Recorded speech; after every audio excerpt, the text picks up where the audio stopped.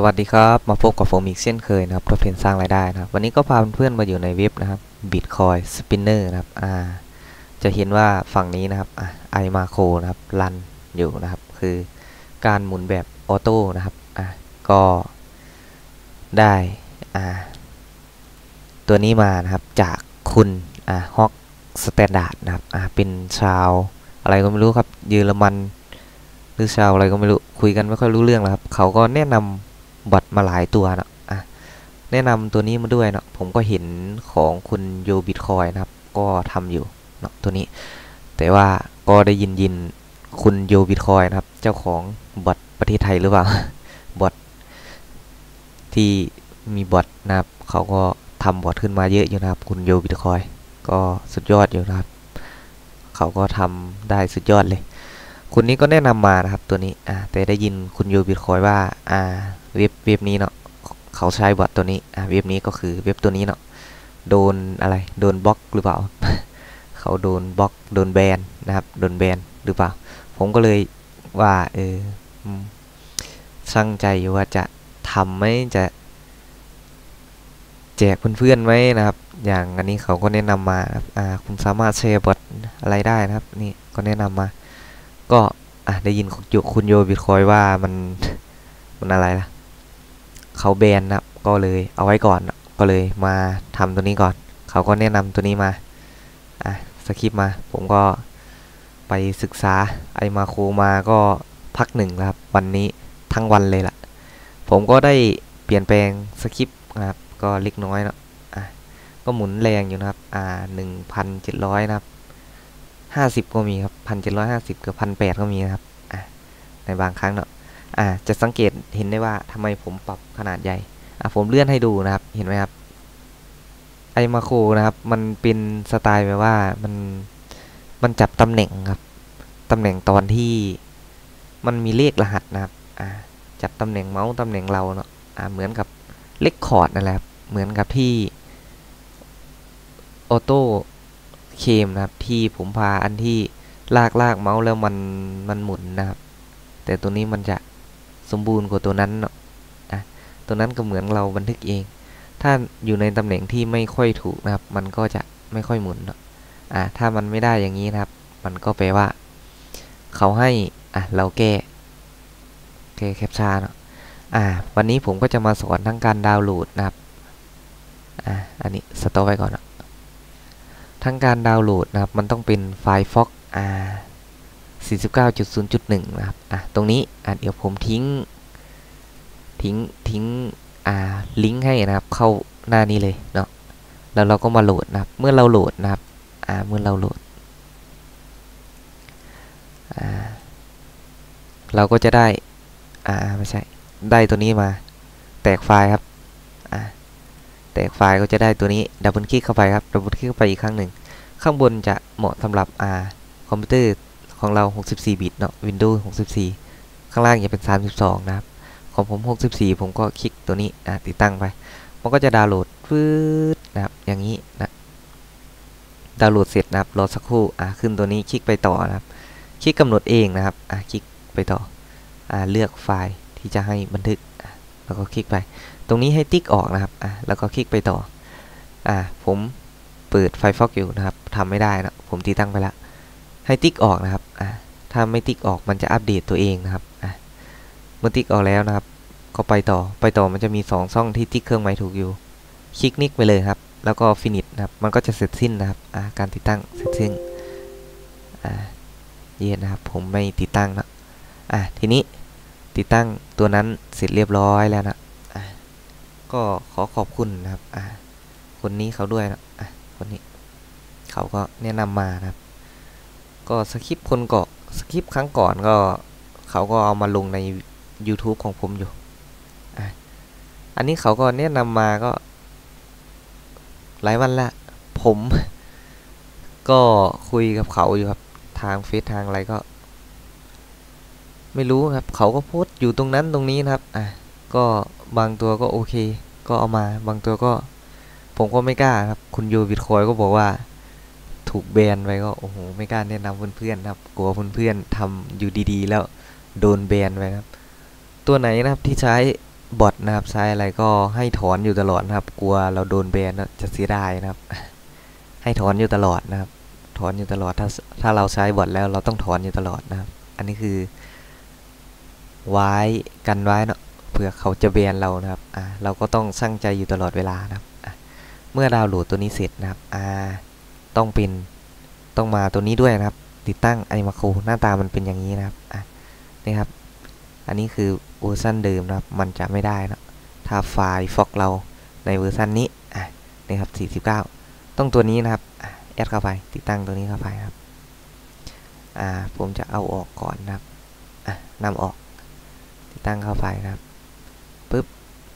เดี๋ยวไปไหนละ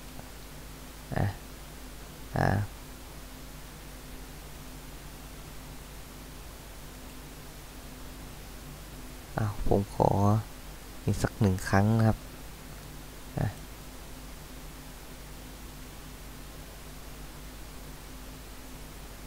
หรือว่าผมติดตั้งไปแล้วนะครับ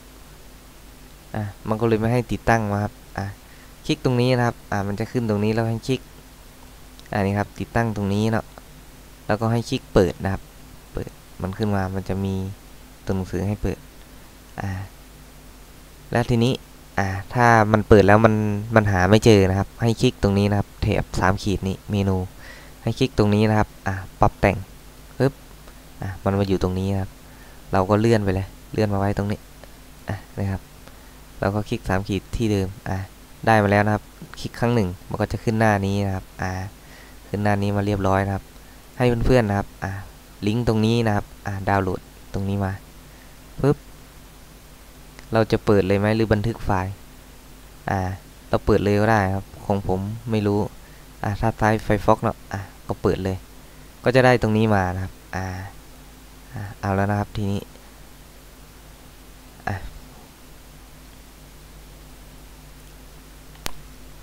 ได้ตรงนี้มาเนาะได้ตรงนี้มา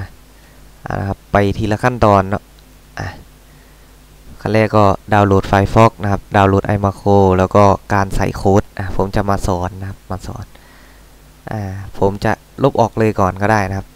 เพื่อให้เพื่อนๆเข้าใจนะ remove นำออกตกลงนะครับตกลง remove ไปเลยหน้าลาซาด้าคลิกออกและทีนี้นะครับทีนี้มันก็จะเหลือ2 ตัวนี้เนาะเราจะเอาออกก็ได้หรือไม่เอาไว้ในลาบ2 ตัวนี้คงจะไม่งงนะครับเอาออกก็ได้ครับอยากออกก็ปึ๊บ remove นะครับเอาออกแล้วทีนี้นะครับให้เราคลิก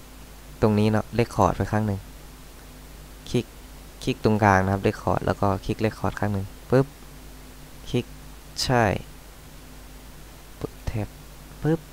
นะครับแล้วก็คลิกสต็อปนะครับเราก็ได้ตรงนี้มาได้ตรงนี้มาแล้วนะครับให้เราคลิกตรงนี้นะครับทีนี้ให้รีเนมก่อนก็ได้ครับรีเนมนะครับเปลี่ยนชื่อนะครับเราก็เปลี่ยนเป็นว่าบิตเตอร์นะครับไม่ใช่บิตเตอร์นะครับบิตคอยนะครับสปินเนอร์นะครับแล้วแต่เพื่อนๆนะครับทีนี้ก็คลิกรีเนมนะครับมันก็เปลี่ยนละคลิกรีเนมเสร็จนะครับเราก็คลิกมันเนาะคลิกมันให้ขึ้นอย่างนี้แล้วก็คลิกตรงนี้ปึ๊บ1 ครั้งคลิกเสร็จเรียบร้อยแล้ว edit นะครับคลิกมาคลิก edit มาโครให้ลบตรงนี้ออกเลยลบออกให้หมดเลยนะครับปึ๊บแล้วทีนี้ก็มาตรงนี้ที่เราโหลดมาก็ปึ๊บcopy นะครับ copy หรือ Ctrl A ก็ได้ครับCtrl Aแล้วCtrl Cแล้วก็วางทั้งหมดนะครับเราก็ได้นะครับแค่นี้ก็เสร็จเรียบร้อยนะครับให้เราคลิกเซฟนะครับเซฟโค้ดปึ๊บครั้ง 1แล้วทีนี้หน้านี้มันดิ้งขึ้นมาแล้วหน้านี้มันดิ้งขึ้นมาเราก็เหมือนว่ามันจะเปิดหายเลย อันหน้าที่ผมทำไว้หายหมดนะครับเดี๋ยวผมไปเอามาจาก Google Chrome ก็ได้นะครับ Google Chrome ก็ได้ทีนี้เราก็เปิดเว็บนี้ขึ้นมาเปิดเว็บนี้ขึ้นมาเพื่อนๆอยากแก้ก็ได้นะครับเดี๋ยวผมจะบอกว่าตัวไหนมันคืออะไรบ้างประมาณไหนตัวนี้มันก็บอกว่าเวอร์ชันนะครับเรคคอร์ดนะครับ fx คือในไฟล์ fox นะครับถ้าผม อันนี้ผมก็เดาๆไปนะครับเอฟเฟกก็ไฟฟ็อกเนาะแล้วก็ทีนี้3ตัวนี้ก็คือการเซตนะครับเซตอัพตัวนี้คืออะไรนะครับตัวนี้คือป๊อปอัพนะครับคือโน่คือห้ามป๊อปอัพเด้งขึ้นมาประมาณนี้นะครับบางโฆษณาบางตัวเนาะถ้าคลิกโดนอะไรมุมไหนแล้วป๊อปอัพมันเด้งขึ้นมาอันนี้คือเขาก็บล็อกไว้กันไว้นะอันนี้คือการลูปนะครับการลูปคือการทำซ้ำๆนะครับผมตั้งไว้นี่เลยนะครับตั้งไว้นะถ้าเพื่อนๆอยากใส่เพิ่มก็ได้นะครับให้มันไม่มีวันหยุดก็ได้นะครับอย่าลืมคลิกเซฟนะครับแก้ไขอะไรทุกครั้งคลิกเซฟนะครับตรงนี้นะครับวินาทีนะครับที่มันจะรีเซ็ตใหม่ทุกครั้งนะครับถ้าเรายิ่งใส่0จุดนะครับมันก็ยิ่งเร็วขึ้นนะครับถ้าใส่5นะครับใส่5อย่างนี้มันก็จะยิ่งช้านะครับเดี๋ยวผมทำให้ดูนะครับถ้าใส่5เข้าไปมันจะเป็นยังไงคลิกอันนี้ก็คือตำแหน่งนะครับตำแหน่งเมาส์เรานะครับมันเป็นแกน x ตัดแกน y นะครับก็ถ้าคงอธิบายก็คงจะเข้าใจยากอยู่เนาะทางคณิตศาสตร์นะครับจุดนะครับมันเป็นจุดนะครับในหน้าจอที่มันจะไปเตะนะครับจุดนะครับก็อันนี้ถ้าใส่5นะคลิกเซฟนะครับถ้าใส่5แล้วถ้าจะเล่นนะครับให้คลิกเพย์นะครับอยู่มุมนี้เนาะแล้วก็คลิกเพย์ไปครับปึ๊บแล้วทีนี้อันนี้คือลูปนะครับลูปถ้ามันถึง2เท่านี้แล้วให้มันวนอีกกี่ครั้งถ้าเราให้มันวนอีก10ครั้งหรือ100ครั้งก็ได้นะครับอันนี้คงจะ10ครั้งก็โอ้โหไม่หวั่นไหวแล้วหมุนขนาดนี้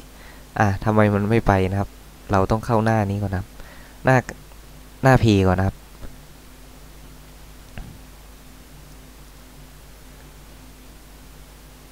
นี่ครับแล้วก็คลิกเพย์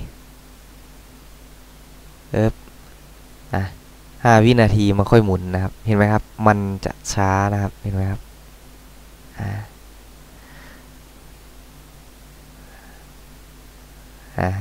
แรงเฉื่อยเรามันไม่แรงนะครับ5 นาทีมันก็เลยช้าไปทีนี้ผมก็เลยสต็อปเนาะสต็อปแก้ไขเอา1นะครับผมก็ในสคริปต์ที่ผมได้ปรับแก้ผมก็เป็น1เนาะเป็น1มันจะเร็วขึ้นนะครับถ้าไม่เชื่อนะครับผมลอง 0.2 นะครับลองดูนะครับเร็วมากนะครับ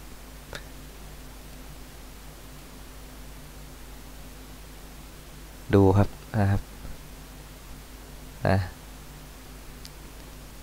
มันจะเออร์เลอร์นะครับผมก็เลยอยากจะแนะนำให้เอา1นะครับน่าจะโอเคนะครับ1เพราะว่า1นี้น่าจะโอเค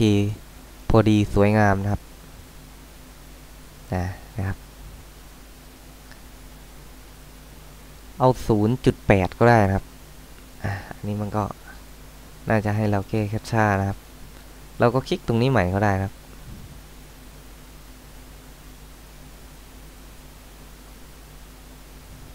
นะครับก็น่าจะเข้าใจนะน่าจะเข้าใจกันนะครับถ้าไม่เข้าใจตรงไหนก็ทักมาถามได้นะครับมาถามได้นะครับ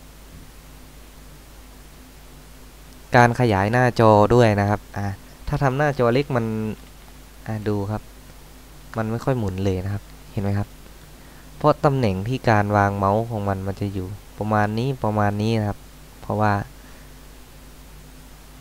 นะครับ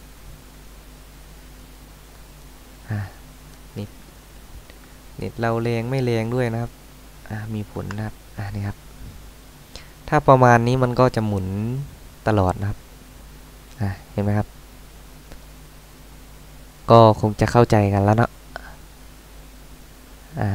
ก็รีบเข้ามาทำแล้วกันนะครับกลัวเว็บมันจะบล็อกอีกนะครับ เหมือนกับตัวก่อนเนาะ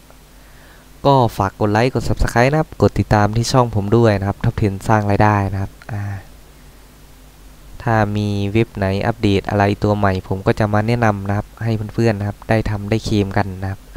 วิดีโอนี้ก็ฝากไว้แค่นี้นะครับก็ขอขอบคุณมากครับสวัสดีครับ